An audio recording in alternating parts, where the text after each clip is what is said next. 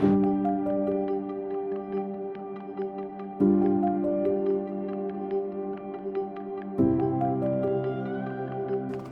bonjour à toutes et tous. Merci d'être venus affronter le froid un dimanche matin à Saint-Denis. Nous sommes ici dans le cadre de l'Institut La Boétie qui a organisé un colloque sur les grands projets inutiles. Et l'objectif de la journée va être de s'interroger sur l'utilité et l'inutilité des JO dans le 93. Et donc vous assistez ici à la première balade urbaine de l'Institut La Boétie. L'objectif c'est d'arriver jusqu'au Stade de France à midi. Je vais me présenter, je suis Cécile Gintrac, je suis géographe. Je co-anime avec Alan, ici présent, le département de géographie de l'Institut La Boétie. Et par ailleurs, je suis aussi membre du comité de vigilance JO depuis septembre 2017. Donc ça fait 6 ans que je suis les projets JO ici sur le territoire de Saint-Denis. Et par ailleurs, il y a 2 intervenants du comité qui ont gentiment accepté de venir aussi ce matin. Donc Alexandre qui prendra la parole et Hamid aussi qui connaît bien un certain nombre de dossiers importants dont on va vous parler aujourd'hui. Alors ici, voilà, vous êtes dans le quartier Pleyel. C'est le quartier qui est censé être un des futurs grands quartiers du Grand Paris. Pour plusieurs raisons, parce qu'un tout petit peu plus loin, on n'ira pas sur place, parce que ça nous fait faire un détour, mais vous avez à quelques centaines de mètres d'ici la future gare du Grand Paris Express.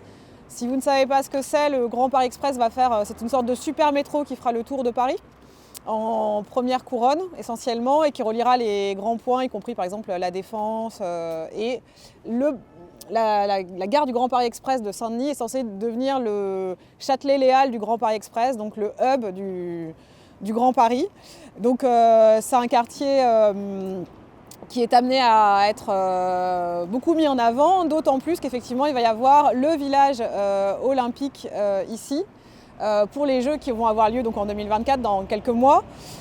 Donc on est ici dans un quartier par ailleurs en termes de configuration. Vous voyez que sur le plan vous pouvez déjà voir que c'est un quartier qui est un petit peu isolé du reste de Saint-Denis, qui est au nord, en fait Saint-Denis historique avec la basilique est au nord et au nord-est, voilà, de cette zone, et le quartier Pleyel a toujours historiquement été un petit peu à l'écart.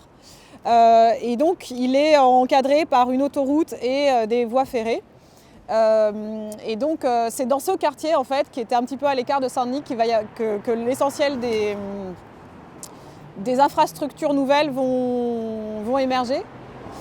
Par ailleurs, c'est un quartier qui est surtout en fait essentiellement un quartier j'allais dire d'affaires, en tout cas de bureaux, puisque on le voit ici, avait été construit dans les années 70 une tour de bureaux. Il devait y en avoir 4 à l'origine, c'est ce qu'on appelle la tour Pleyel, et qui actuellement a été complètement reconfigurée. Si vous étiez venu il y a quelques mois, vous auriez vu une structure rouillée. Là, c'est d'ici depuis quelques semaines, elle a été complètement recouverte, et c'est à terme un hôtel 3 étoiles et 4 étoiles au sommet, qui est donc censé être prête pour les JO et accueillir déjà des touristes.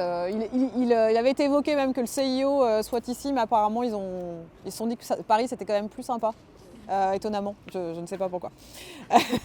Ils se sont demandé si la vue sur l'autoroute pouvait être intéressante, je ne sais pas, ils ont peut-être renoncé à l'idée. En tout cas, fut un temps, il était peut-être question que le CIO dorme sur place. Alors le CIO, le Comité international olympique, qui organise donc les JO. Et c'est assez...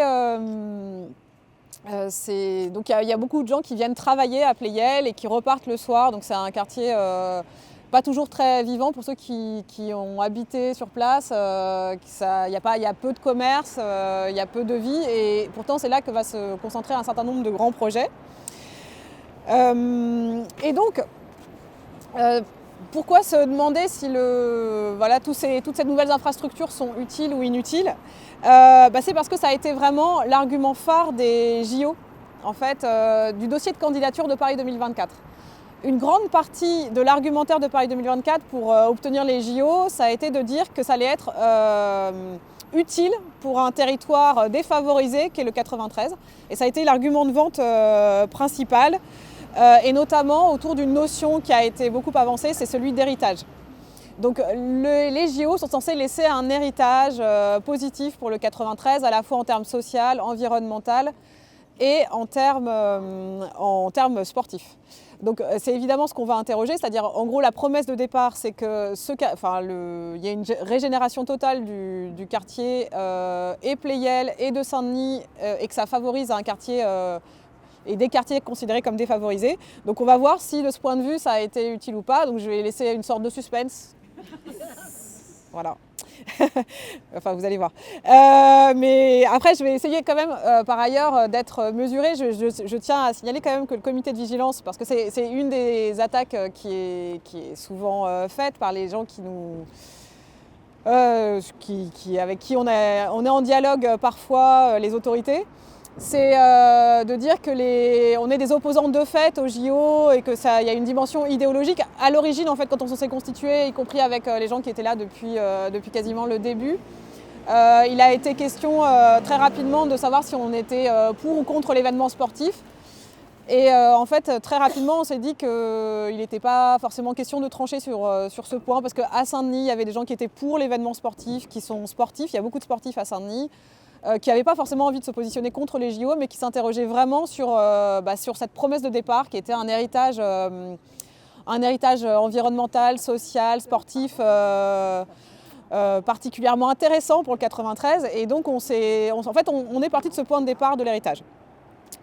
Donc, là, voilà ce qu'on va interroger, puisque l'objectif de ces JO 2024, c'est précisément de ne pas être un projet inutile, d'éviter par exemple ce qui s'est passé à Athènes, à Rio, et donc en fait d'être presque un modèle vertueux de Jeux Olympiques. Et donc nous, on a eu pour objectif assez rapidement de se demander si cette promesse de départ, quand on regarde vraiment dans les détails, elle était respectée ou pas. Sachant qu'évidemment, contre nous, on considère qu'on a un rôle d'alerte, mais en réalité, on a une communication qui a un budget considérable et qui reprend toujours ce thème de l'héritage en permanence et qui continue en fait à considérer que la promesse est remplie. Et donc on est quelques collectifs à essayer de montrer qu'on est quand même assez loin du compte. Voilà, donc en fait, grand projet inutile. Donc on va se poser la question de l'inutilité ou de l'utilité. Alors par contre, le terme de grand projet, il n'est pas remis en cause, parce que vous allez avoir, vous le verrez sur le plan, on a plusieurs en fait grands projets tout au long de cette visite. Le premier grand projet, ça va être le village des athlètes. Et l'autre projet emblématique, vraiment les grandes constructions pour ces JO, il y en a assez peu finalement. Vous avez aussi pas très très loin d'ici l'aréna de la Porte de la Chapelle. Mais sinon, les principales infrastructures, c'est le village des athlètes qu'on va voir aujourd'hui donc, et le centre aquatique olympique qu'on va voir également aujourd'hui. Tout ça pour un coût, donc pour le village des athlètes, c'est 450 millions d'euros de dépenses publiques. Et pour le centre aquatique, c'est 157 millions d'euros. Alors ça, c'est les projets, on va dire, phares qui sont censés être mis en avant comme les principales constructions. Mais tout autour de ça, il y a un certain nombre d'infrastructures qui sont nécessaires en fait, à la tenue des JO. Notamment des choses qui sont beaucoup plus obscures, comme un échangeur autoroutier qu'on va voir en construction et dont va nous parler particulièrement Hamid. Des passerelles, en fait un certain nombre d'ouvrages, j'allais dire périphériques, qui ont un coût aussi important et qu'on va essayer de voir aussi sur le papier. Il y en a quelques-uns qui sont potentiellement positifs d'ailleurs, par exemple une partie des voies haute tension, des lignes haute tension vont être enfouies. Ça fait partie en fait des frais pour les JO, ça on peut considérer, enfin on pourra en discuter, mais considérer que c'est plutôt positif qu'on ait un enfouissement des lignes haute tension. Voilà. Donc c'est un grand projet qui... alors pourquoi en fait on a tout fait ici ? Justement parce que c'était un autre argument de vente de Paris 2024, c'était ce qu'on appelle la compacité. Ce qu'ils voulaient avoir, c'était la majorité des grandes infrastructures dans un cercle restreint. En fait, il y a deux éléments, deux sites principaux. Il y a Paris Intramuros, en gros, et la partie 93. Et dans le dossier de candidature, je vous retrouve les termes, mais il est question d'efficacité géographique et opérationnelle. En gros, tout est à proximité et les athlètes auront assez peu de trajets à faire entre le Stade de France, la piscine, le centre aquatique. Et c'est justement pour cette raison que la plupart des grands projets sont situés dans un périmètre relativement restreint qui est le nôtre aujourd'hui. Voilà. Donc ça correspond bien à la définition de ce qu'on pourrait appeler un grand projet urbain, c'est-à-dire une intervention publique vraiment concentrée dans le temps et dans l'espace, dont l'objectif est d'aménager un morceau de ville, de le renouveler et donc de le transformer très rapidement. C'est en fait, pour vous dire, on a fait plusieurs Toxic Tours, certains en ont fait ne sont pas au premier Toxic Tour. Parce qu'on a appelé ça aussi des Toxic Tours, parce que c'est une petite parenthèse, c'est un terme qui a commencé à émerger, en tout cas en France, avant la COP de 2015, où des associations avaient fait en fait ce qu'on appelle des Toxic Tours, c'est-à-dire de constater les injustices environnementales sur place. Et donc on en avait fait, notamment, je pense que vous étiez là aussi, à Lamaze, sur une autre bretelle autoroutière de Saint-Denis. Et en fait, quand avec le comité de vigilance, on s'est dit assez rapidement qu'il fallait aller constater sur place ce qui se produisait. Et donc on a lancé ce principe de Toxic Tour. Donc on en a fait plusieurs. Et à chaque fois qu'on fait un Toxic Tour, en fait, les choses changent. Depuis qu'on a fait les Toxic Tours, le paysage a été complètement transformé. On a effectivement, de ce point de vue, on a eu une opération très concentrée dans le temps. Et donc ça c'est assez classique en fait, je ne vais pas faire beaucoup de théorie, mais c'est assez classique de ce qu'on appelle les grands projets urbains. Et de ce qu'on appelle la ville entrepreneuriale et éventuellement la néolibéralisation de la ville, dans la mesure où en gros, il y a la puissance publique qui finance un certain nombre d'infrastructures lourdes. Il faut savoir qu'effectivement, les transports, c'est une infrastructure lourde. Il y a une partie des infrastructures du village des athlètes, etc., qui va être financée par la puissance publique. Ce qui fait que c'est ce qu'on appelle parfois aussi la socialisation des pertes et la privatisation des profits. La puissance publique finance un certain nombre d'infrastructures de base nécessaires au raccordement de ces nouveaux quartiers d'immobilier. Et ensuite, des promoteurs privés viennent derrière. Donc on a clairement ce qu'on appelle les grands projets urbains de l'ère néolibérale. Donc là, les gens qui veulent par exemple acheter dans le village des athlètes, on le verra, peuvent se dire que de toute façon, ils seront assez bien raccordés à cette fameuse gare du Grand Paris Express et qu'ils peuvent potentiellement faire un profit ou le louer facilement puisque ça sera assez bien situé. Voilà. Alors enfin, et après on va marcher, je vous rassure. Il y a un dernier point aussi, c'est de savoir dans quelle mesure ces projets sont des projets imposés. Parce que dans le cycle de grands projets inutiles, il y a un I qui a été ajouté qui est celui de projet imposé. Et alors là, on a effectivement eu un grand projet imposé, puisque depuis 2017, nous avons eu affaire à toute la gouvernance des JO. Et en fait, pour le coup, c'est un organigramme extrêmement complexe qu'on a déjà mis énormément de temps à comprendre. Il y a un empilement en fait, d'acteurs qui est sans doute sans précédent. Il faut savoir que les JO, c'est coordonné par le COJO, en tout cas la partie événements sportifs. C'est le comité olympique, le comité d'organisation des Jeux olympiques, qui est dirigé par Tony Estanguet, qui est un monsieur somme toute assez sympathique. Voilà, j'ai promis d'insulter personne aujourd'hui puisque je suis filmée. Mais du coup, Tony Estanguet est assez sympathique. Mais c'est vrai d'ailleurs, au passage, c'est d'ailleurs pour ça je pense qu'il a été choisi, il est plutôt sympa. Cela dit, en fait, lui, il ne s'occupe pas de l'aspect technique. À savoir qu'il y a un autre organisme qui a été créé, je le signale, après le comité de vigilance. Donc ils ont été créés, l'institution qui est en charge de la création des ouvrages olympiques, qui s'appelle la Solideo, la société de livraison des ouvrages olympiques, a été créée par décret en décembre 2017 et nous nous sommes constitués en septembre 2017. Donc on a une sorte d'antériorité, j'allais dire presque morale, sur cette institution. Et donc, en gros, il faut comprendre que chaque projet et dans un projet urbain, en fait, il y a toujours ce qu'on appelle la maîtrise d'ouvrage, c'est-à-dire un commanditaire. Dans tous les projets qu'on va voir, à chaque fois, je vais essayer de repréciser la maîtrise d'ouvrage, elle est différente. La Solidéo coordonne, mais vous pouvez avoir donc, des acteurs qui interviennent, la ville de Saint-Denis, l'intercommunalité qui s'appelle Pleine Commune, vous avez le département qui peut intervenir, vous avez la métropole du Grand Paris, vous avez l'État. Vous avez des institutions proches de l'État, donc la DIRIF qui s'occupe des routes d'Île-de-France, la région, les ministères, etc. Et en fait, ça a un effet très concret, c'est qu'à chaque fois qu'on a souligné des problèmes, en fait, une des techniques, c'est de nous dire, en gros, c'est pas nous qui nous en occupons. Et alors, à un moment donné, donc avec le comité de vigilance et les autres associations, on avait dit, en fait, il nous faudrait tout le monde dans des réunions autour de la table, puisque vous n'êtes pas, enfin voilà, à chaque fois qu'on allait dans une réunion d'enquête publique, de concertation, parce qu'on a fait énormément de concertation, on nous a dit, écoutez, ça c'est pas nous.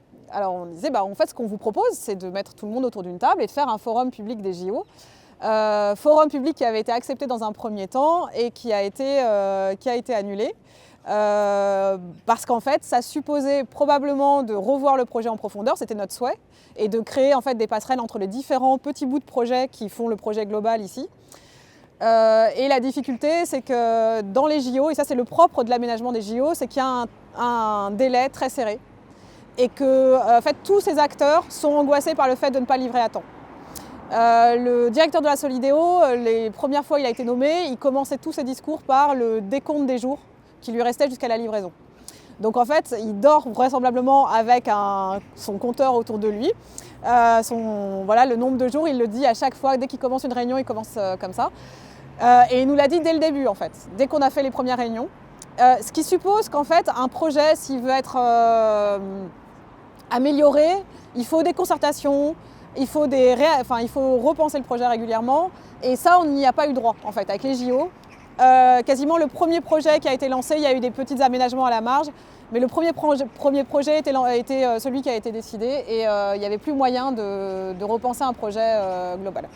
Donc, de ce fait, c'est un projet qui a été imposé, qui est marqué par ce qu'on pourrait appeler le saucissonnage de tous les projets, du projet global de ce quartier qui est marqué par la compacité en plein de micro-projets.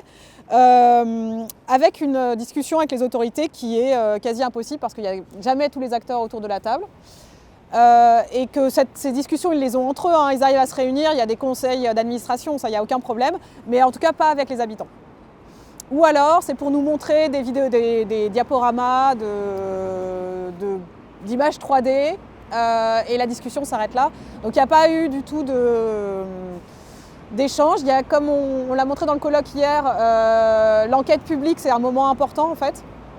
Et on a compulsé des milliers de pages parce qu'il y a eu, compte tenu du nombre de projets, on a compulsé des milliers de pages. On a mis des avis à chaque fois et ça n'a pas donné grand-chose. Enfin, voilà. Le timing des JO prédominant sur tout le reste.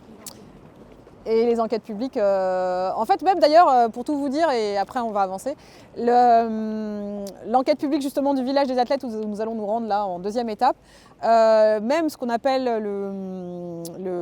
les commissaires enquêteurs ont signalé que l'enquête publique avait été mal faite, qu'on n'avait pas pu participer correctement. Ils l'ont signalé en toute bonne foi, hein, mais c'est resté sans effet. Ils étaient assez mécontents de la manière dont s'était tenue l'enquête publique sur le visage des athlètes et ils l'ont noté dans leur rapport en fait. Mais ça n'a pas eu d'effet outre mesure. CNDP.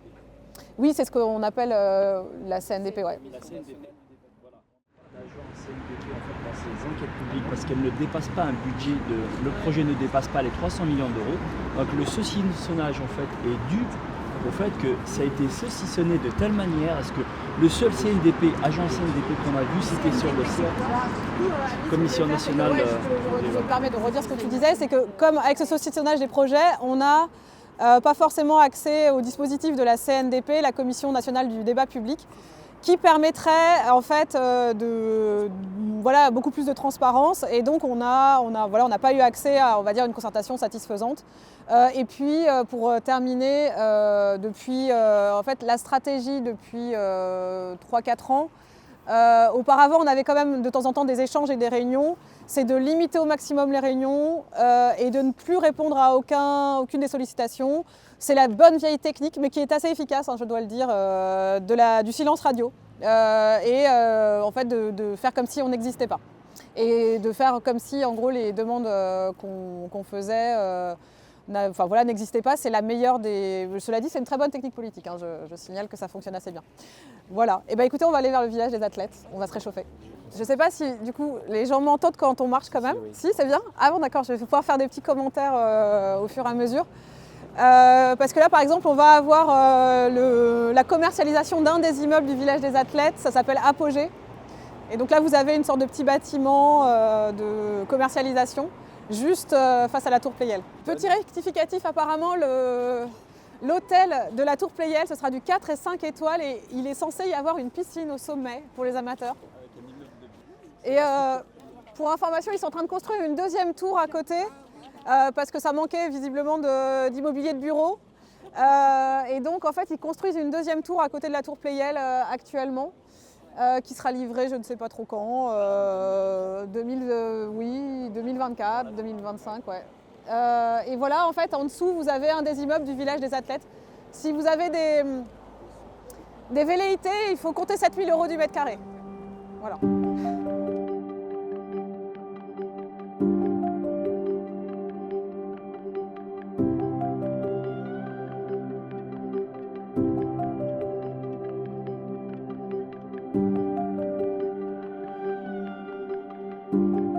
Vous êtes ici à la limite du village des athlètes, donc qui vont accueillir les athlètes, qui va accueillir les athlètes à partir de juillet. Donc vous avez un certain nombre, alors ça paraît pas immense comme ça, mais en fait c'est assez grand, puis ça fait à peu près 52 hectares, soit 70 terrains de football. Et qu'à terme il y aura 6 000 habitants. Alors pourquoi on ne voit pas tout? Parce qu'en fait ce village olympique, il y a une partie sur Saint-Denis qui est ici, une partie sur Saint-Ouen que vous voyez au loin, là, la sorte de forêt d'immeubles. Au milieu, en fait, il y a une sorte de creux qui correspond à la Cité du cinéma qui était déjà là et qui reste de Luc Besson. Enfin, je ne sais plus où ça en est, je crois qu'il y a eu des histoires. L'école va partir, l'école Louis Lumière. Oui, il y avait l'école Louis Lumière aussi qui vont partir. Enfin bon, il y a plusieurs problèmes, mais vous voyez, si vous voulez, le creux dans la verticalité, comme on pourrait le dire, est lié à la Cité du cinéma. Donc vous avez une série d'immeubles qui est là-bas, donc sur Saint-Ouen, et il y a une autre partie qui est située sur la commune de l'Île-Saint-Denis, qui est au passage, si vous ne connaissez pas le 93, une curiosité géographique, c'est une île sur la Seine qui est tout en longueur. Donc il y a une portion de cette île qui va accueillir donc une partie du village des athlètes. Elle fait 7 km de longueur. Donc il va y avoir ici 2800 nouveaux logements, dont 2000 logements familiaux et 800 logements de résidence, y compris étudiantes. Donc au final, ce sera à peu près 6000 nouvelles personnes, ce qui est quand même relativement considérable. Comme vous l'avez vu là sur la zone, le panneau de commercialisation, il y a une grande partie de ces logements qui sont à la vente. Donc là, par exemple, sur l'immeuble qui est tout au bout, on a c'est censé être une œuvre d'art, hein, les sortes d'anneaux olympiques au sommet. Bon. Ça s'appelle Apogée et ce sera donc à 7 000 € du mètre carré. C'est relativement contesté parce que c'est quand même des prix beaucoup plus élevés que la moyenne même du quartier qui on va dire aller autour de 4 500, voire si on est généreux 5 000 € du mètre carré. Donc c'est beaucoup plus cher que le reste. Par ailleurs, donc voilà, en fait, on va évoquer l'idée de l'utilité en fait de ce projet. Est-ce que le village des athlètes va permettre de résoudre la crise du logement? Donc, on sait qu'en Ile-de-France, on se dit il va y avoir 6 000 Nouveaux habitants, donc 2000 nouveaux logements, on se dit ça c'est un héritage positif a priori, puisque les gens ont besoin de se loger, qu'il y a beaucoup de gens qui sont en attente de logement social en Île-de-France, donc on se dit théoriquement c'est plutôt une bonne idée de faire du logement sur des anciennes friches industrielles. Ici, d'ailleurs vous le verrez quand on repartira, on a toujours un patrimoine industriel qui est la halle Maxwell. Ici il y avait des centrales électriques. Et donc il y a une partie de cette halle, d'ailleurs c'est un peu dommage parce que ce patrimoine industriel maintenant il est encadré par des immeubles, on le voit quasiment plus. Donc en termes d'esthétique urbaine et même de mise en valeur du patrimoine industriel, c'est un peu limité. Bon, toujours est-il qu'on pourrait se dire que ça crée du logement. Le fait est que, en fait, nous, notre analyse avec le comité de vigilance, c'est de se dire que, en fait, il y a très peu d'habitants du 93 qui vont habiter ce village. Pourquoi? Parce que déjà à 7 000 € du mètre carré, la plupart des habitants de Saint-Denis n'ont pas les moyens d'acheter à 7 000 € du mètre carré. Donc à l'achat, ça sera pas, les gens de Saint-Denis n'achèteront pas à ce prix-là. Bon, on pourrait se dire que c'est pas grave, puisque normalement, dans le dossier de candidature, il devait y avoir 40% de logements sociaux. De proche en proche, d'année en année, tous les maires ont réussi à redescendre à 25% de logements sociaux. En partie parce que c'est plus rentable que ce soit vendu que ce soit en logement social. Et il faut savoir que dans ces 25% de logements sociaux, je ne sais pas si vous connaissez le logement social, mais il y a plusieurs niveaux. Donc ce qu'on pourrait appeler le trait social, mais enfin en gros ce qu'on appelle le trait social, c'est l'équivalent de... Enfin c'est 80% des habitants du 93 demandent de ce qu'on appelle le PLAI. Donc c'est une des catégories de logement social. Il y en a à peu près 53% sur l'intercommunalité sur pleine commune. Donc ça, c'est le taux de PLAI. Mais ici, ce taux de PLAI, on le demande depuis des années. Et ça, c'est par exemple une des dialogues qu'on n'arrive pas à avoir. Les autorités ne veulent pas donner la répartition du logement social. Ça veut dire que ça va être du logement social supérieur, probablement, qu'on appelle le plus, qui permettra, enfin, probablement plutôt pour les classes moyennes, moyenne supérieure même, avec des plafonds plutôt élevés, plus du 1% logement pour les entreprises, etc. Donc autrement dit, il y aura quelques relogements, me semble-t-il, qui ont été négociés par le maire de Saint-Ouen suite à des destructions d'immeubles. Mais la plupart des habitants, enfin nous on aimerait avoir un observatoire de qui entre dans le village des athlètes, parce qu'on n'aura pas de statistiques sinon, mais il y a de très fortes chances qu'il y ait, c'est difficile à estimer, mais sur les 6 000 habitants, si on en a 500 qui viennent du 93, à mon avis, ce sera une performance. Voilà. Donc, autrement dit, sur la question de est-ce que ça résout la crise du logement, cette livraison assez massive de logements, la réponse est non. En tout cas, pas pour les habitants qui attendent depuis des années des logements sociaux, qui sont en attente de logement social. Et il faut savoir que dans le 93, il y a vraiment une forte demande, y compris parce qu'il y a de l'insalubrité, qu'il y a une qualité de logement qui est parfois très dégradée. Il y a des gens qui attendent vraiment, des familles qui attendent vraiment un logement social depuis des années. Il est évident que la plupart n'auront pas de logement social ici. Voilà. Donc ça, de ce point de vue, c'est assez décevant, d'autant que la promesse initiale était de 40% de logements sociaux. Voilà. Donc c'est une première promesse qui ne sera pas tenue. La deuxième promesse, c'est l'utilité, on va dire, environnementale. On pourrait se dire, ce quartier, donc là c'est une partie quand même à peu près tranquille, mais ce quartier manque d'espace vert, donc on se dit, avec ce nouveau quartier qui est censé être relevé de l'excellence environnementale, on va avoir une sorte de rattrapage. Mais ce qui a été annoncé, en fait, c'est une forme, on va dire, techniciste de l'écologie, c'est-à-dire qu'en fait il y a des structures en bois, alors cela dit je ne les vois pas, elles n'émergent pas démesurément. Il est censé y avoir une végétalisation des parois aussi. Bon, d'ailleurs, à un moment donné, d'ailleurs, il n'y a pas longtemps, j'ai été interrogée par Le Parisien, parce qu'ils ont commencé à faire les plantations des arbres. Ils sont censés planter 9000 arbres.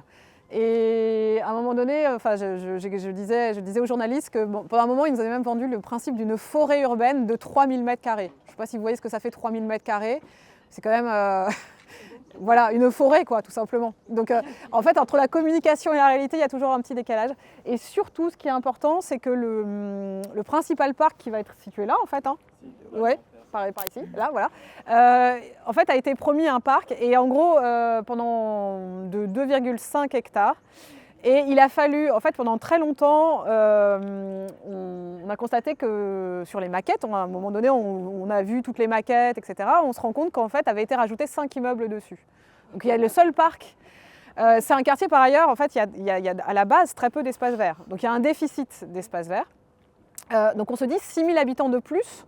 S'il n'y a pas de parc dans ce quartier, ça va commencer à être compliqué, en fait. Même pour les enfants, ça va commencer à être complexe. Et là, on se rend compte que le seul parc qui est prévu, qui est déjà en soi insuffisant en fait, compte tenu du nombre de nouveaux habitants, en fait, est amputé par la présence de 5 immeubles. Donc là, la Solideo, donc, la société des ouvrages, de livraison des ouvrages olympiques, essayait toujours de botter en touche, ne voulait pas répondre. Je pense qu'ils avaient vraiment envie de le faire. Et c'est parce que les collectifs, les habitants n'ont pas arrêté de dénoncer le fait que le seul parc et le seul espace vert étaient réduits, que finalement ils ont laissé tomber les 5 immeubles. Mais ça a été quand même de haute lutte et il a fallu plusieurs années de dénonciations régulières pour que finalement il y ait un parc complet, qui d'ailleurs n'est pas immense et ne sera pas suffisant. Enfin, voilà. Ouais. Oui, non, c'est ça. C'est-à-dire qu'après, dès qu'il y a une concession, effectivement, il faudrait qu'on soit reconnaissant de cette, voilà, qui respectent leur parole initiale, en effet. Donc, de ce point de vue, en fait, l'excellence environnementale pour le village olympique, c'est essentiellement l'usage du bois, la géothermie et le béton bas carbone. Mais en même temps, voilà, nous, on a une conception de l'environnement. Enfin, l'environnement, c'est ce qui environne, ce qui nous entoure, en fait. Et ce qui n'est pas mentionné, c'est qu'on a toujours, on va le voir, une autoroute, qui est l'autoroute A86, qui est le long qui est vraiment juste derrière. Alors, il est vrai que 7 000 € du mètre carré pour avoir vu sur une autoroute, je dirais que c'est un peu cher. Voilà. Et par ailleurs, en dehors, dans le cadre de vie, donc vous voyez, c'est un manque d'espace vert. Donc il y a un déficit d'espace vert. Autre problème environnemental, je crois que c'est tout. C'est déjà pas mal. Les écoles.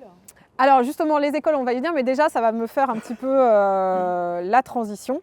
Il y a la purification Ah oui, oui. des 1500 logements par Tecoya. Alors oui, c'est ça. Non, mais parce qu'à un moment donné, effectivement, pour le village des athlètes, comme effectivement la qualité de l'air est assez dégradée du fait de l'autoroute, il y a le principe d'un aspirateur à particules qui est en place, hein, ils ont commencé à le faire. Hein. Oui. Et donc ils l'ont. C'est pour vous dire, vous voyez, c'est cette vision technique en fait de l'écologie, c'est-à-dire qu'on va faire le problème, c'est pas l'autoroute. Bon, il y a une autoroute, tant pis, on va faire un aspirateur à particules. Enfin, voilà, c'est le genre de solutions techniques qui sont avancées dans le village et qui sont même mises en avant, hein, on peut le dire. Comme des choses extrêmement positives. Et puis Hamid vous en parlera, mais ce qui est important de noter, c'est qu'on nous explique que l'échangeur autoroutier en plein milieu du quartier ne pose absolument aucun problème sur la dégradation de la qualité de l'air. Wow. Mais parallèlement à ça, ils font installer dans les appartements des athlètes, dans 1500 appartements, des aspirateurs à particules Tecoya.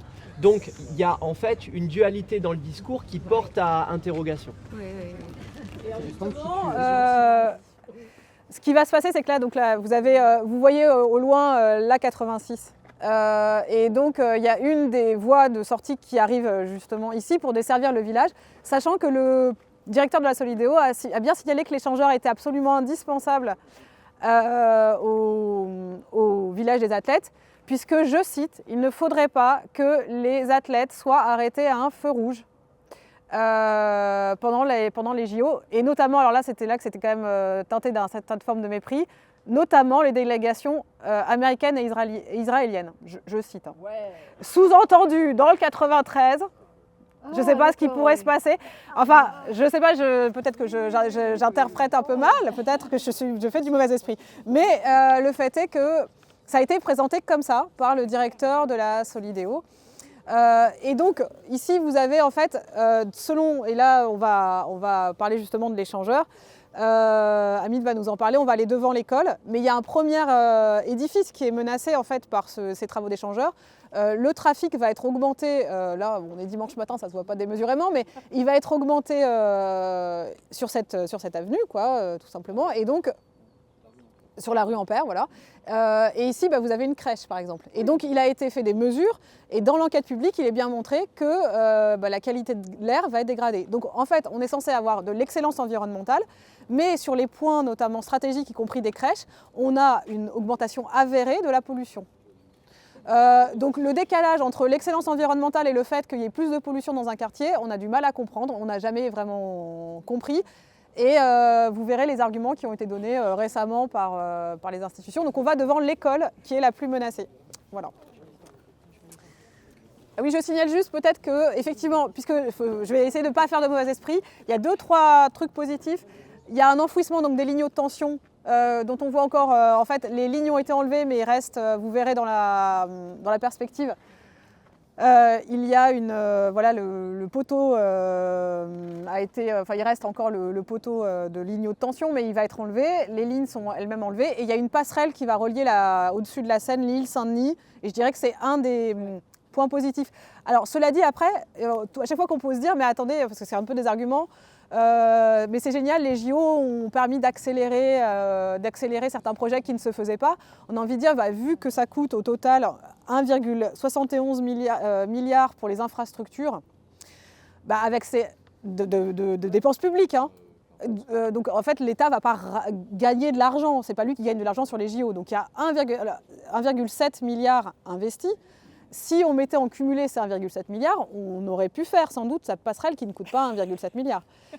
Ou un certain nombre d'infrastructures qui étaient nécessaires. C'est-à-dire qu'en gros, fallait-il absolument les JO pour faire ces infrastructures qui étaient nécessaires et qui sont importantes pour le 93 dans un territoire qui était déshérité? Pourquoi on n'a pas eu la volonté politique de faire les équipements dont on sait qu'ils sont nécessaires et qu'il faut attendre un grand événement pour pouvoir réaliser ces infrastructures? C'est la question qu'on peut se poser. Voilà. Pourquoi il faut attendre des grands événements pour faire des infrastructures qui peuvent être utiles, voilà, y compris sportives, etc. Donc on va devant l'école.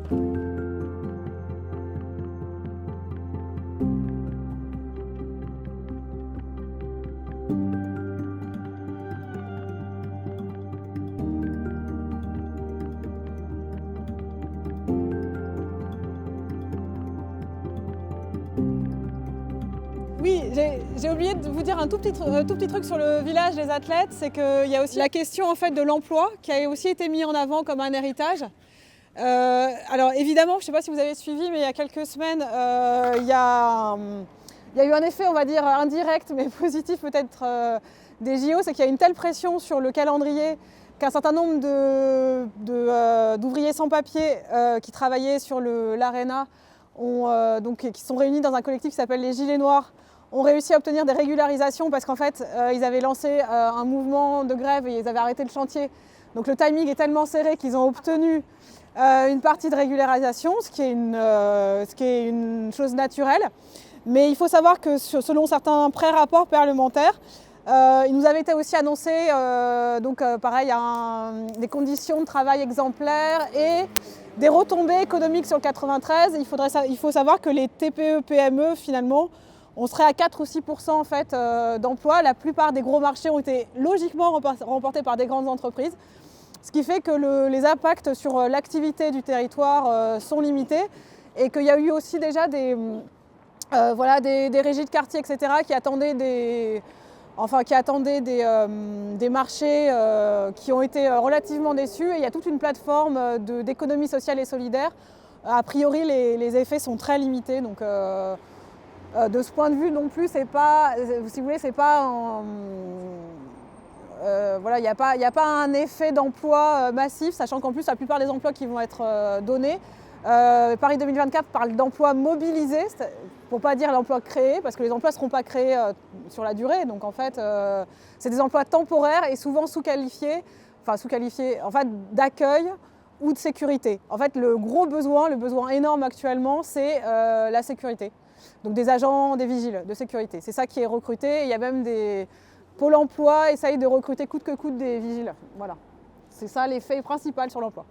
Alors on est ici devant l'école Pleyel et donc c'est Hamid qui va nous nous expliquer ce qui s'est passé ici. Donc en fait ici on est en fait dans le groupe scolaire Pleyel Anatole France. Enfin, je l'appelle Pleyel Anatole France, sa dénomination c'est Anatole France.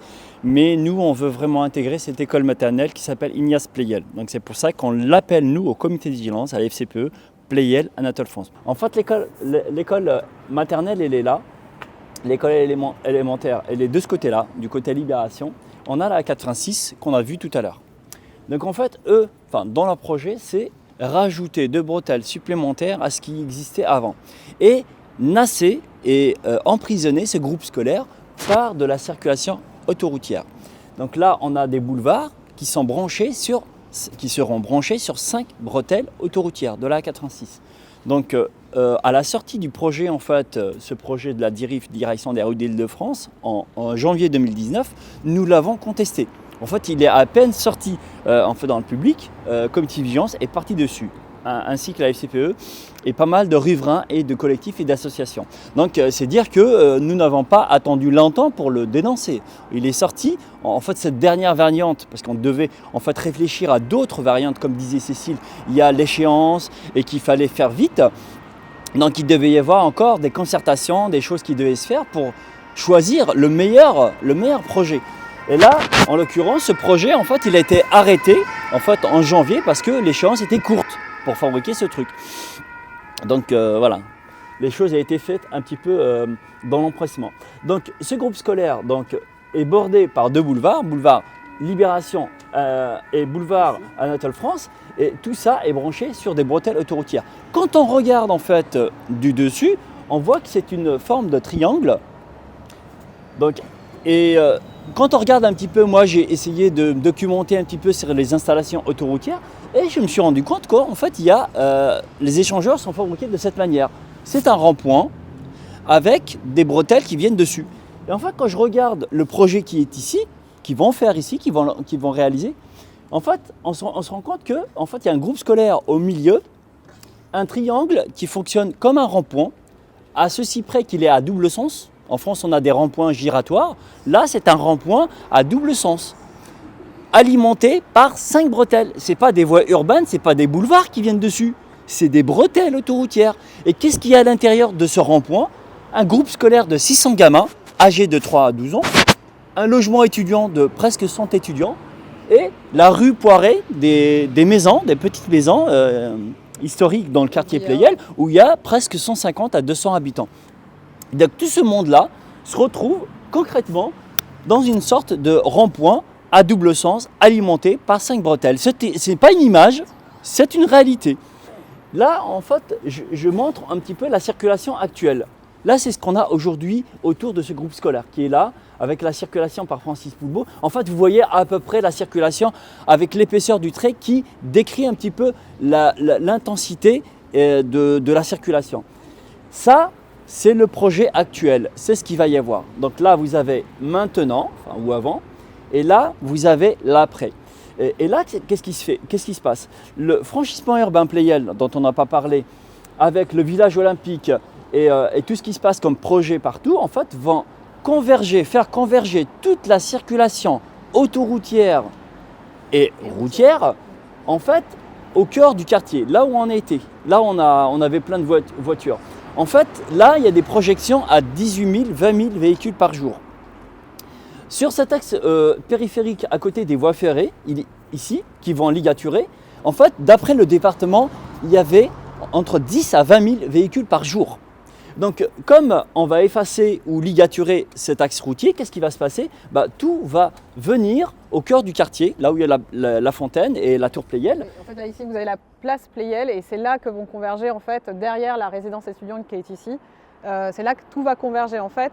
Et juste pour le franchissement urbain Pleyel, c'est qu'il va y avoir un autre pont, une autre passerelle au-dessus des voies ferrées qui vont aussi déboucher au niveau du quartier. Donc en fait, entre la passerelle, les autoroutes plus le trafic lié au village des athlètes, voilà, on a tout arrive ici. En fait, et l'argumentation, parce que nous, au comité de vigilance, à la FCPE, riverains et associations collectives de la Seine-Saint-Denis, en fait, on cherche toujours à comprendre pourquoi. Pourquoi vous faites tout ça? Donc à un moment donné, je discute souvent, comme mes collègues, en fait, avec les acteurs de ces projets dans les réunions publiques, malheureusement, parce qu'on ne peut pas les avoir dans les réunions restreintes. Et on nous dit, en fait, qu'il y aura moins de voitures. Donc là, ils ont déjà acté qu'il y aura moins de voitures en 2024, 2030, et ainsi de suite. Et que les voitures coûtent cher. Donc il n'y aura pas beaucoup de monde qui auront des voitures. Donc sous-entendu que les pauvres, ils n'achèteront pas de voitures en fait. Toujours l'argument qui a été donné, c'est que grâce aussi à l'avancée de technologie, au fait qu'il y ait de plus en plus de voitures électriques, de toute façon il y aura moins de pollution. Ça, c'est l'argument qui est donné. La 86 apportera moins de pollution, mais en fait, évidemment, comparativement, ça veut dire qu'il y a toujours plus de pollution dans ce quartier par rapport aux autres quartiers, enfin, même si on prend cet argument. Ce qui n'est jamais pris en compte, c'est qu'il y a une grosse partie, enfin, comme ici, vous n'avez pas un échangeur, c'est pas comme à la porte de Bagnolet, où vous avez des grandes boucles. Les sorties, elles tombent un peu à pic, en fait. Et il a été quand même prouvé qu'une grande partie de la pollution venait aussi des particules liées au freinage des voitures. Donc là, on est même si ce n'est pas lié aux émissions des voitures, ça peut être lié au freinage et ça ne disparaît pas. Alors en fait, il faut juste savoir, une voiture électrique, on vous dit qu'elle n'est pas polluante, mais en fait 40% de la pollution émise par un véhicule est émise par les freins de la voiture et par l'usure de l'abrasion des freins de la chaussée et des pneumatiques. Donc tout ça en fait crée des particules fines. Donc la voiture électrique n'est pas exsangue de cette pollution fine qui est émise par les pneus et par le freinage. Donc ça mis de côté, il faut juste savoir aussi que les motorisations actuelles, donc la dernière voiture que vous allez acheter aujourd'hui, thermique, on vous dit qu'elle est propre. Donc beaucoup, en fait, les gouvernements mondiaux vous parlent de pollution au CO2, donc les gaz à effet de serre. En fait, il faut savoir que les moteurs thermiques éjectent en fait des particules fines.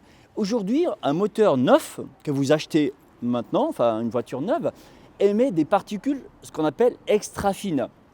Le diesel émettait beaucoup de NOx, beaucoup de PM10, beaucoup de PM2,5, c'est des 2,5 microns, ou des 10 microns, c'est des particules grossières. Les moteurs actuels, en fait, exploitent l'hydrocarbure, donc l'essence qui est à l'intérieur, jusqu'à la dernière goutte.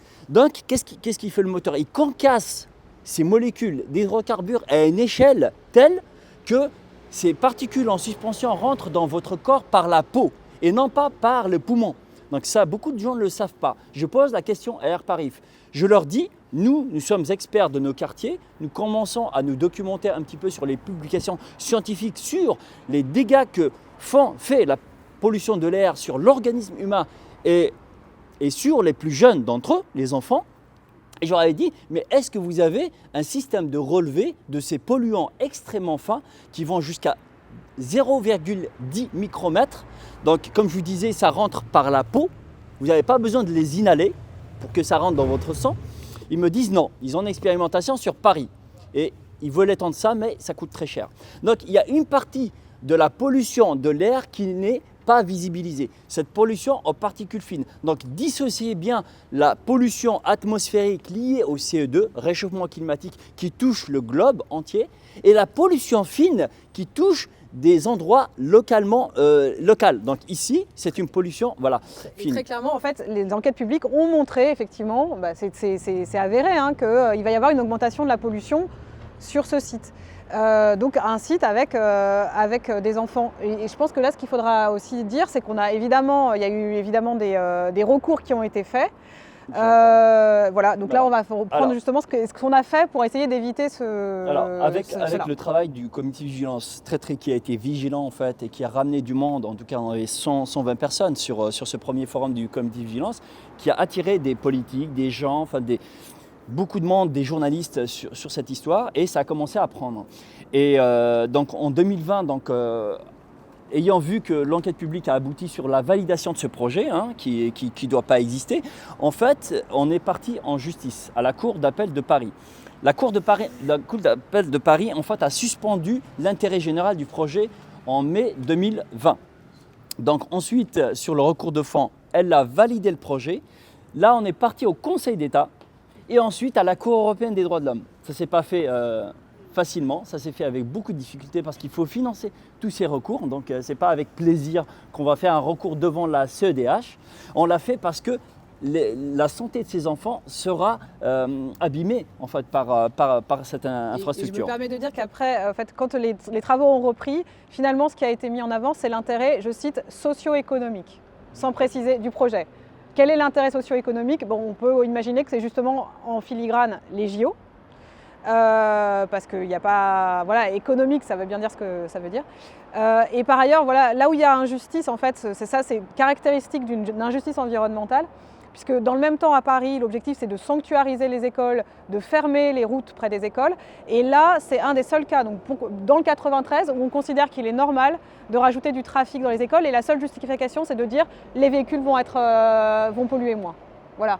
Donc nous, on a le droit à ça, en fait, dans le 93, et les enfants de ce groupe scolaire ont le droit à ce genre de discours, tandis qu'à Paris, il est évident, et Madame Hidalgo est par ailleurs présidente de la Solidéo, donc elle a un rôle, elle considère qu'il est tout à fait normal de fermer les routes et de piétoniser les routes autour des écoles à Paris. Mais ce qu'on a souvent signalé, c'est qu'ici, ça ne pose pas de problème de rajouter du flux de sortie d'autoroute. Alors il y a une dernière chose que je voudrais rajouter, c'est juste que en fait, cette aberration que nous voyons, en fait, nous n'avons pas été contre un projet. Nous avons juste voulu en fait, faire en sorte que ce projet ne nuise pas, en tout cas cette population qui est dans le groupe scolaire et le cœur du quartier Pleyel. Toujours est-il que comme la justice nous a déboutés à la Cour européenne des droits de l'homme, on ne peut pas aller plus haut.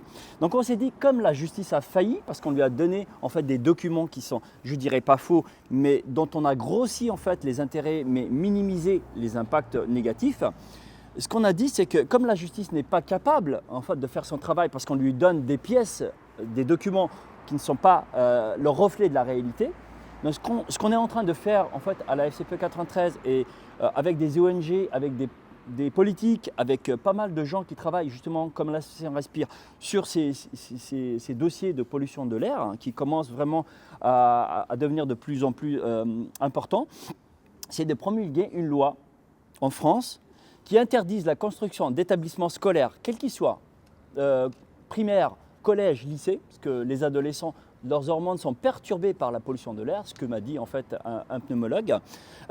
Et du coup, en fait, ce projet de loi, en fait, nous souhaiterions aussi le ramener devant le Parlement européen, si la France le retoque.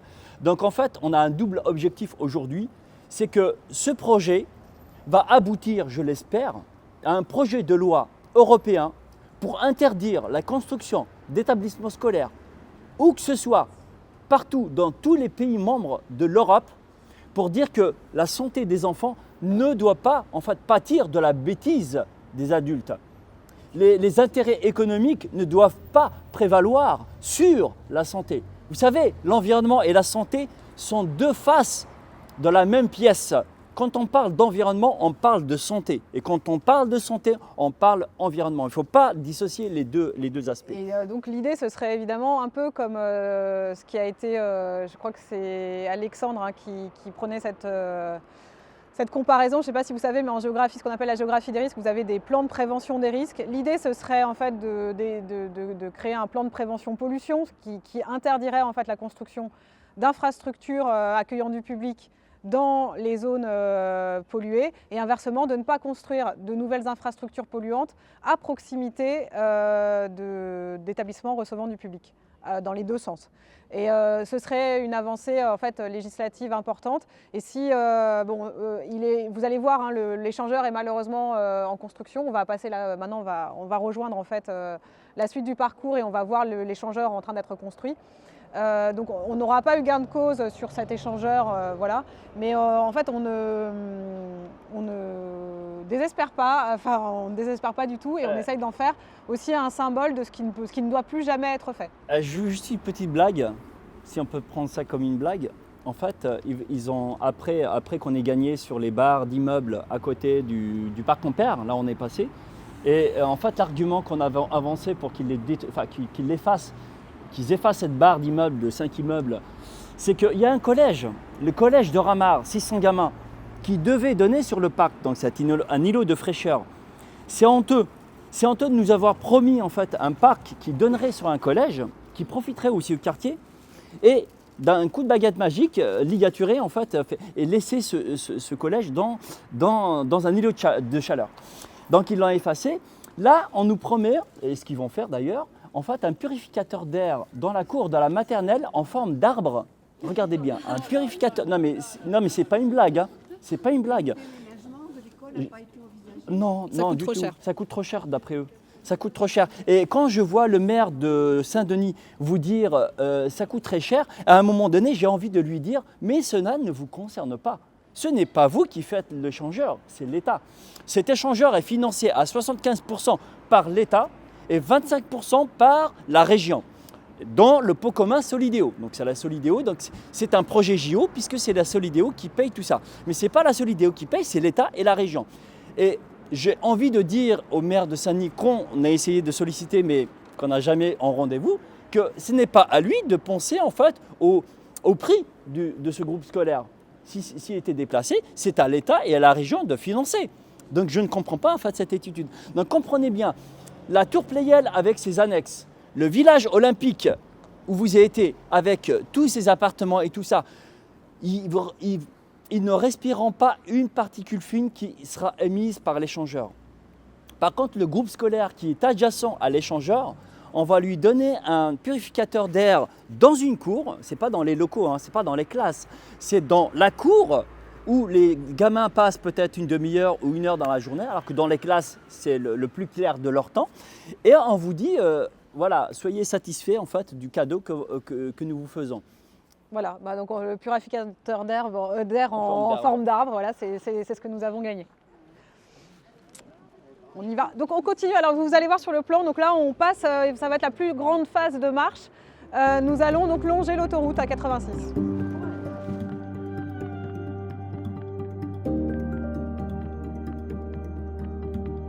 Alors nous passons, pour ceux qui ont l'écouteur toujours, sous la 86.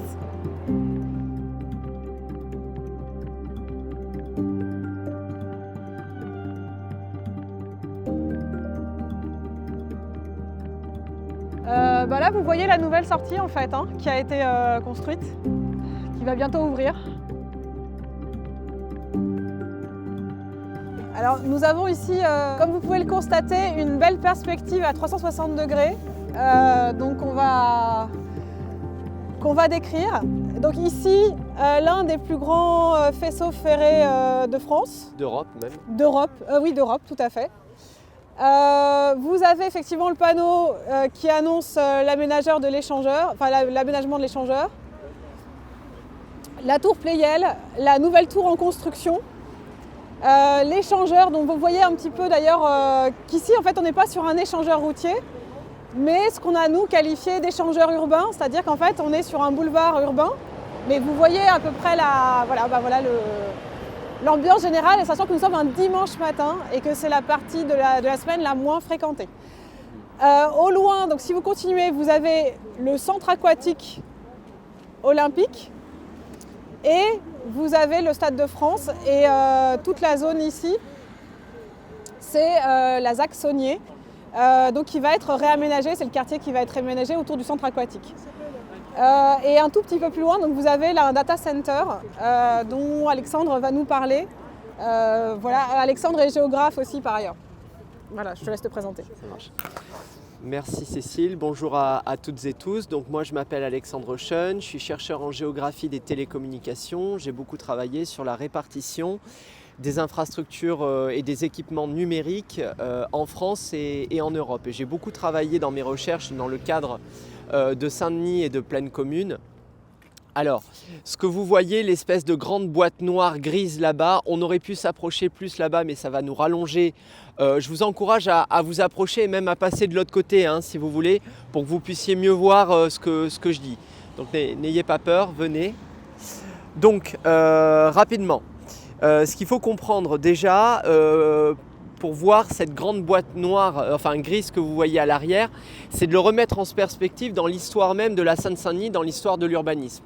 La première chose à comprendre, c'est que en fait, la Seine-Saint-Denis a été un territoire de rejet de beaucoup de catégories de population depuis déjà plusieurs décennies, voire en fait plusieurs siècles. On y a d'abord rejeté hors de Paris les ouvriers, les classes populaires, les communistes.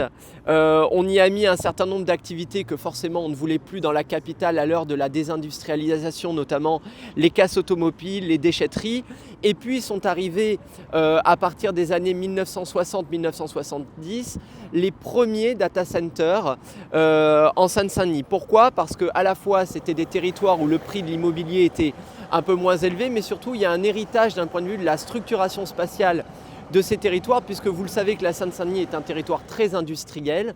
Vous avez un certain nombre de fourreaux surnuméraires, de câbles énergétiques, etc., qui optimisent l'aménagement de ce genre d'infrastructures qui ont besoin de câbles énergétiques d'électricité spécifiques, qui sont très corrélés à la question de l'industrie. Et puis vous avez le canal qui permet d'obtenir de l'eau, et j'y reviendrai juste après. Donc ça, c'est la première chose qui explique une forte présence de data centers ici. Alors, la boîte grise que vous voyez s'appelle le PA10. Il a été aménagé parmi le plus récemment parce que vous avez un data center un peu orangé que vous ne voyez pas mais qui est sur le côté, qui est un peu plus ancien. Donc c'est une extension qui a été aménagée et qui est reliée spécifiquement à la question des Jeux Olympiques. Alors, l'avantage de ce PA10, donc de cette boîte grise que vous voyez, et ça sert dans la communication des Jeux Olympiques et du CIO, c'est qu'en fait la chaleur fatale, c'est-à-dire la chaleur qui résulte de l'exploitation de ces serveurs, la chaleur qui est rejetée à la fin, qu'on appelle la chaleur fatale, eh bien une partie des calories de cette chaleur fatale est réinjectée dans le réseau de chaleur du SMIREC, donc le réseau de chaleur urbain, pour aller alimenter directement l'écrin que vous voyez en blanc et avec des lattes en bois là-bas, qui est le centre aquatique olympique. Donc vous avez une transmission de chaleur qui va du data center jusqu'au CAO, en disant que du coup, et ça c'est vrai qu'on peut le reconnaître, c'est une innovation dans le secteur des data centers, la chaleur fatale est très rarement réemployée parce que ça demande un bouleversement du modèle économique de ces serveurs qui hébergent vos données et vos sites internet et vos comptes bancaires, et donc c'est quand même quelque chose d'à peu près inédit en France, et ça il faut effectivement le reconnaître. Maintenant que j'ai mis un peu de crème, je vais quand même griffer un peu, c'est que ce qu'il faut aussi comprendre, c'est que quelle est la part réelle de la chaleur fatale qui est réinjectée dans le réseau du SMIREC. Pour l'instant, on n'en a pas d'idée.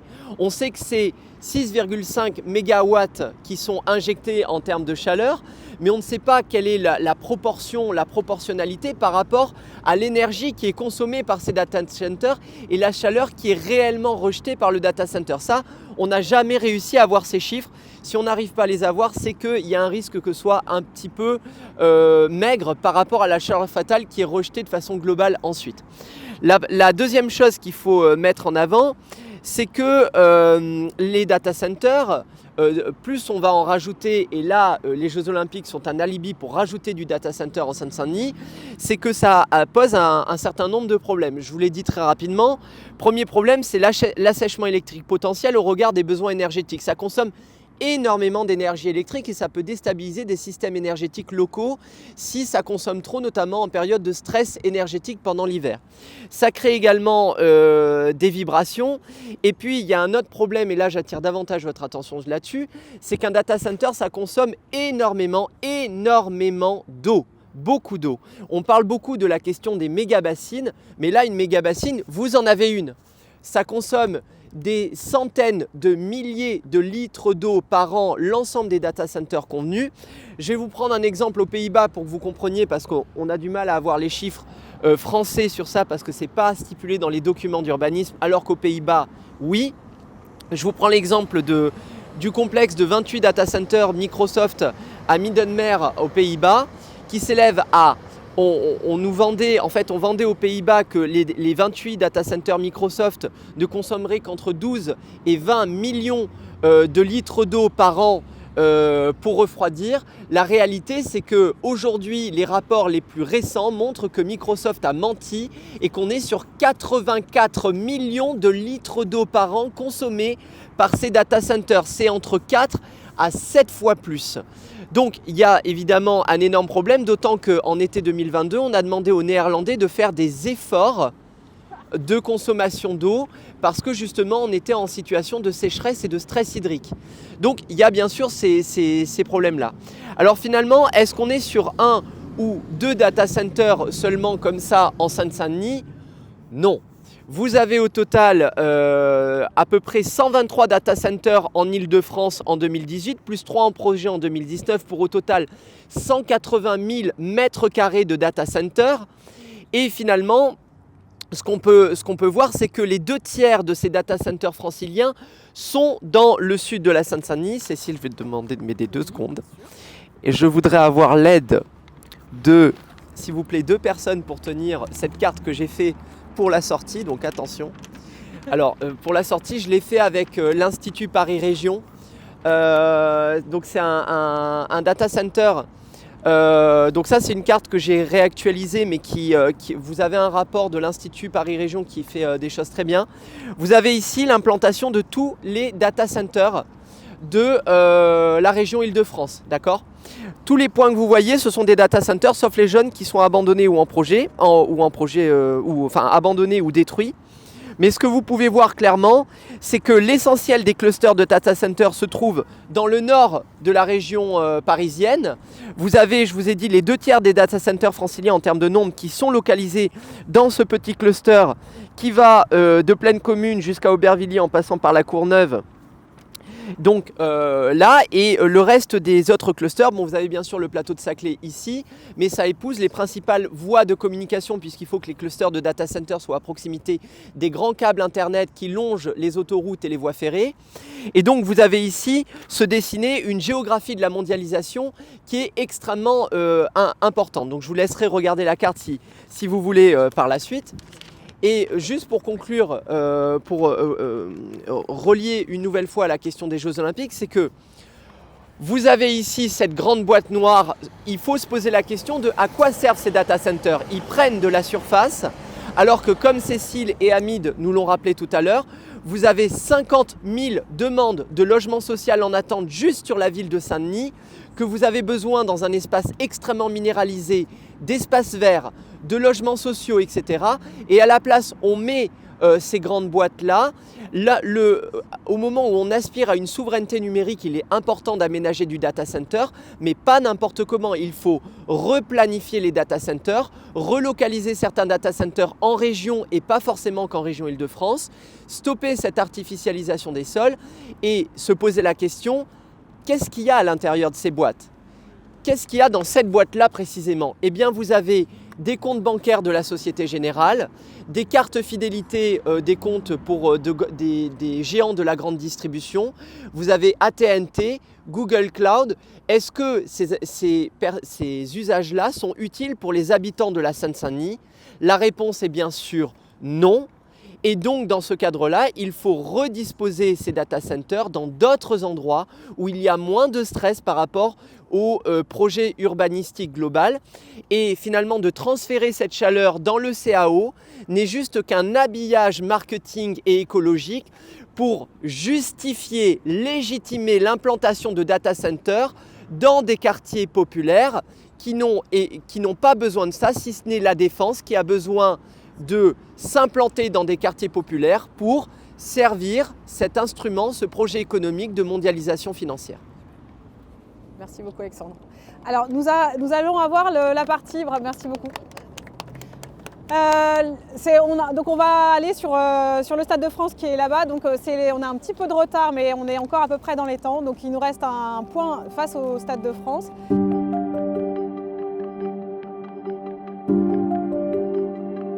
Avant de traverser le passage piéton, la grande boîte orange que vous voyez, c'est le premier data center qui a été aménagé il y a plus de 15 ans.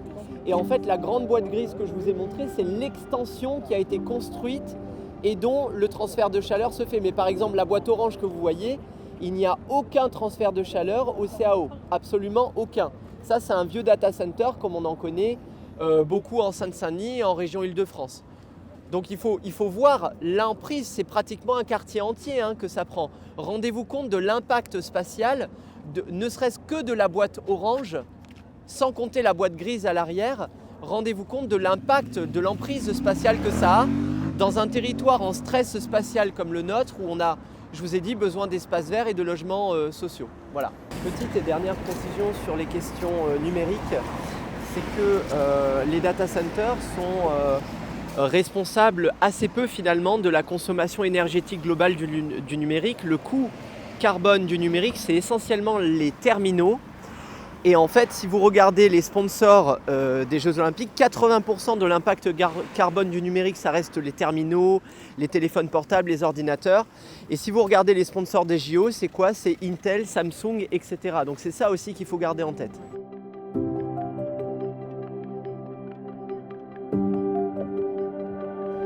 Sur cet écran, on nous vante les mérites de la nature sur l'immeuble VP. Vente privée. Nous arrivons en fait bientôt à la zone finale. On est dans l'un des endroits les plus pollués de France. Respirez à plein poumon. Vous êtes effectivement selon, il y a une borne Air Paris et c'est l'un des endroits les plus pollués de France. Et c'est là donc qu'il va y avoir les deux infrastructures majeures des Jeux Olympiques. Voilà, les athlètes, bienvenue aux athlètes. Welcome to France. Welcome to Paris. Welcome to Paris. Si vous regardez à gauche le panneau publicitaire sur la police de Monsieur le maire Mathieu Hanotin, on y reviendra juste après, donc je vous conseille de jeter un petit œil dessus. Voilà. Et donc vous allez passer sous la deuxième autoroute du jour, donc là c'est l'autoroute A1. On y va.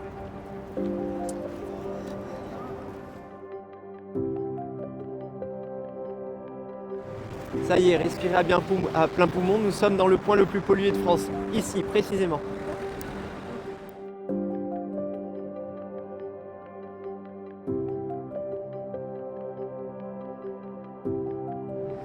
Et voilà. Voilà, donc on arrive là aux dernière étape de notre parcours. Donc vous voyez qu'on voit la tour Pleyel par l'autre côté. Donc on a fait tout le tour et on arrive en fait face au Stade de France, face au centre aquatique que vous voyez donc ici de l'autre côté. Donc vous voyez d'ailleurs le panneau, la métropole du Grand Paris construit pour vous le centre aquatique olympique. Et voilà, donc il nous reste deux points à voir. Ça concerne en fait l'héritage du coup sportif et la question de la sécurité. Et puis après, je pense qu'il y aura peut-être éventuellement des questions. Donc effectivement, ce centre aquatique olympique, il est construit par la métropole il est construit par la métropole du Grand Paris, c'est le maître d'ouvrage. Ensuite, c'est un groupement qui comprend Bouygues Immobilier, vous voyez le panneau, mais aussi, en fait, c'est un groupe qui a obtenu à la fois un contrat pour la conception, la construction et l'exploitation. Donc c'est un PPP avec 3 niveaux de partenariat public-privé, effectivement, merci, et qui se fait à la fois pour la conception, la construction et l'exploitation. Donc ce centre aquatique, alors j'ai eu l'opportunité de le visiter je ne sais pas, j'ai été invitée contre toute attente. Donc je l'ai visité, il est quand même, je dois l'avouer, à l'intérieur pas si mal, enfin c'est assez, je ne suis pas que critique, il est assez joli. Cela dit, il coûte 157 millions. Or, on a une question d'accès en fait aux infrastructures sportives dans le 93. Un enfant sur 2 ne savent pas nager et ça est arrivé en 6e. Et donc ça a été une des justifications pour la construction de ce centre aquatique olympique. Donc cela dit, ce centre aquatique olympique, la question c'est de son accessibilité. Il va être aussi le centre de la Fédération française de natation, le centre de plongeon. C'est un des seuls plongeons homologués en fait aux règles du plongeon qui existent en France avec Strasbourg. Donc en fait, ce qu'on peut craindre, c'est qu'il y a un certain nombre de moments où la piscine ne sera pas accessible compte tenu de compétition ou autre. Donc il faudra voir de manière effective quand la piscine sera accessible. Et l'autre chose, c'est que pour financer ce centre, il y a de nombreuses activités privées annexes. Donc à l'intérieur, il y a des terrains de paddle. Il va y avoir à côté, derrière du foot 5. Donc en fait, on voit émerger un système sportif qui est en gros autour du centre aquatique dont les prix ont été négociés à peu près de manière cohérente. Plein d'activités de sport privé, évidemment qu'on ne pourra pas se payer toutes les semaines. En fait, le principe du sport, c'est quand même d'en faire quotidiennement, enfin pas quotidiennement ou de manière hebdomadaire, à travers les associations sportives. Et il faut savoir que dans le même temps, les associations sportives de Saint-Denis sont en grande difficulté. Et donc ça n'a pas... il y a des difficultés financières très importantes. Il y a des activités qui sont fermées. Et de manière générale, il y a aussi des professeurs d'EPS qui ont monté un collectif pour signaler qu'en fait, on était quand même très très loin du compte parce que pour eux, il y a un financement grâce au JO qui... Enfin, l'État, ça s'appelle le COPER 93. Et en fait, il y a un financement de 200 millions d'euros sur 2 ans pour 5000 équipements sportifs. Ce qui fait qu'en gros, au final, on a 40 000 euros par équipement. Ce qui est très faible compte tenu des rénovations nécessaires. En gros, c'est rien, quoi. 40 000 euros par équipement, c'est juste, si vous voulez, pour maintenir à flot un certain nombre d'équipements et faire la rénovation nécessaire. Donc, il y a un vrai déficit d'équipements sportifs dans le 93. Et ce n'est pas ce bâtiment emblématique, même si, j'ai envie de dire, il n'est pas si mal réussi que ça, qui va combler les choses. Et ce n'est pas les rénovations de la Solidéo ponctuelles pour tel ou tel équipement sportif qui comblent le retard. Donc l'héritage sportif, il est globalement que est-ce que les habitants de Seine-Saint-Denis auront plus accès au sport à l'issue des JO ? En fait, a priori, non. Les centres, par exemple, les associations sportives sont actuellement en difficulté financière à Saint-Denis. Ce qui fait le sport au quotidien pour les habitants, c'est le fait d'inscrire son gamin dans une association sportive. Et ça, c'est pas du tout acquis en fait.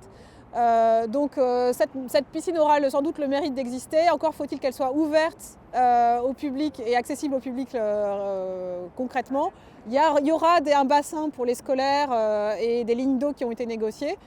Mais il faudra qu'elle soit véritablement accessible et il faudra vérifier aussi sur la durée qu'il n'y ait pas une privatisation progressive de l'infrastructure parce qu'une piscine est toujours déficitaire.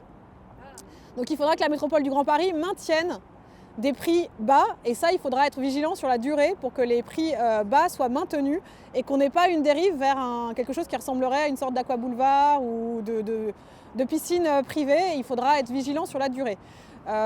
Et autre chose, derrière vous avez donc la ZAC Saunier qui sera encore un quartier pour financer cet équipement, beaucoup destiné aux bureaux, qui est, comme vous le voyez, dans un quadrilatère entre l'A86 qui est ici et l'A1 de l'autre côté, qui est extrêmement pollué. Donc la question c'est de savoir si on doit faire des logements et des bureaux dans une des zones les plus polluées de France, est-ce que c'est viable ? Et pour vous donner un peu le niveau de concertation, la dernière fois que j'ai visité la piscine, donc celui qui faisait la visite était fort sympathique et nous montre un plan masse de tout le quartier de la ZAC Saunier. Ce n'était plus du tout le plan masse que nous on a vu pour la concertation du public. Donc en fait le plan masse du quartier a été changé par rapport à celui de l'enquête publique sans aucune concertation. Donc c'est pour vous montrer que les choses, que voilà, les grands projets, quand on a besoin de les changer et qu'on peut éventuellement faire les choses sans les procédures habituelles, bon bah voilà, ça peut se faire sans aucune concertation. On attend donc davantage de nouvelles. Et alors le dernier point donc, concerne ce qui va se passer pendant l'événement lui-même, c'est-à-dire Paris 2024. Et notre dernier point d'inquiétude, c'est donc la sécurité. Je laisse Alexandre parler. Merci. Alors sur la question de la sécurité, vous connaissez bien sûr la loi JO qui finalement n'était qu'un prétexte pour pouvoir développer des solutions techno-sécuritaires de maintien de l'ordre et une évolution globale de la doctrine de maintien de l'ordre qui a énormément évolué depuis Nicolas Sarkozy. Donc en fait, les Jeux Olympiques n'ont été qu'un prétexte finalement, un effet de choc pour tenter de faire passer un certain nombre de technologies qui jusque-là ne passaient pas ou en tout cas n'étaient pas légalisées officiellement.